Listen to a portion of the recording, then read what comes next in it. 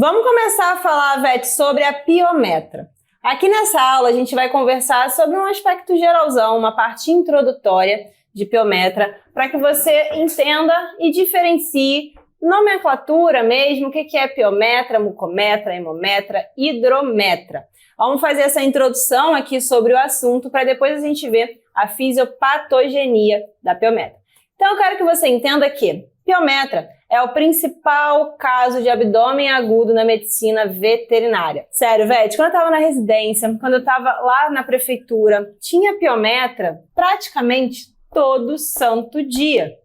Praticamente todo santo dia chegava algum paciente com piometra. E como eu lidava com um público mais carente, grande maioria dos casos eram casos bem graves. Eram casos assim, úteros muito distendidos, úteros a ponto de romper, úteros rompidos realmente, tá? Então é o principal caso de abdômen agudo na medicina veterinária. E ainda assim a gente tem muitos erros aí, tanto no diagnóstico quanto no encaminhamento, no momento correto de operar ou não esse paciente. Então vamos fazer uma introdução aqui no assunto. A gente tem aí, né, piometras que podem chegar a tamanhos, ó, essa daqui tá quase rompendo, quase a ponto de romper.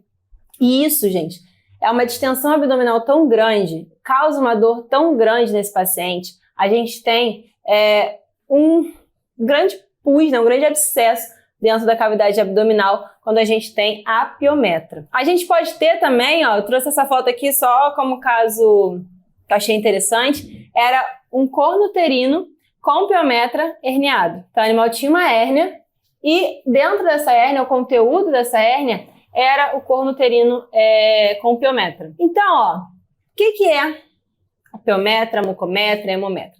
Nada mais, nada menos do que o acúmulo de líquido, de algum líquido, dentro do útero desse paciente. Os sinais clínicos, eles são variáveis. Por quê? Vão ser variáveis de acordo com o tempo que esse animal está desenvolvendo essa patologia, qual que é o conteúdo ali dentro, o que tem dentro daquele útero. A idade desse paciente também acaba interferindo um pouco, o momento do diagnóstico, o grau de alteração que já aconteceu no organismo. Os dados mostram que 20% das cadelas não castradas vão desenvolver piometra até os 10 anos de idade. E nas gatas, essa incidência ela é bem menor e ao longo dessas aulas você vai entender o motivo. Mas nas gatas é cerca aí de 2,2% delas vão desenvolver piometra. Não possui predisposição racial, então qualquer gata, qualquer cadela pode ser acometida.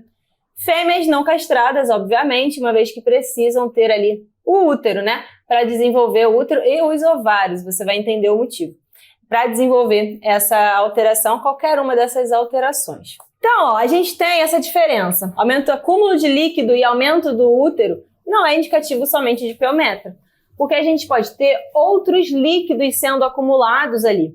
Então a gente pode ter piometra, hemometra, hidrometra e a mucometra. Qual que é a diferença entre elas? A hidrometra, ela é o acúmulo de líquido estéril dentro desse útero. Então é um líquido estéril que está sendo acumulado ali nesse útero. A hemometra é o acúmulo de sangue. Eu atendi uma cadela uma vez, quando eu atendia a clínica, quando eu fazia domicílio, que essa cadela ela estava tratando de girofilária. Eu estava tratando de girofilária nela, e aí ela entrou no cio, e ela tinha a plaqueta que estava bem baixa, estava já no decorrer do tratamento, ela entrou no cio.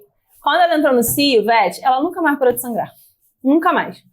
E aí a gente fez um ultrassom e ela estava desenvolvendo uma hemometra. Por quê? Porque ela tinha uma baixa de plaqueta por conta da girofilariose, ela entrou no cio, então quando ela entrou no cio, ela começou a ter o sangramento, e ela não conseguiu estancar esse sangramento aí, não conseguiu parar esse sangramento. E aí acabou acumulando líquido dentro do útero e ela desenvolveu uma hemometra, onde a gente precisou operar ela para estabilizar ela novamente.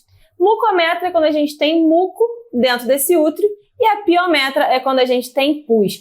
E a gente acaba ali erroneamente, né, chamando tudo de piometra. Mas também porque no ultrassom, o ultrassonografista ele não consegue distinguir, bater o martelo de falar qual que é o líquido que está ali. Ele consegue ver que tem um líquido aumentando o tamanho do útero, sendo acumulado ali no útero e aumentando de tamanho. Ele consegue ver isso. mas ele não consegue falar, isso daqui é muco, isso daqui é sangue, isso daqui é líquido estéril, isso daqui é pus. Ele não consegue. Então a gente acaba tratando tudo como se fosse uma piometra, tá? Mas vamos aqui, para a próxima aula para a gente conversar sobre a fisiopatogenia da piometra. Por quê? Porque isso vai ser muito importante para que você indique a cirurgia no momento correto, combinado?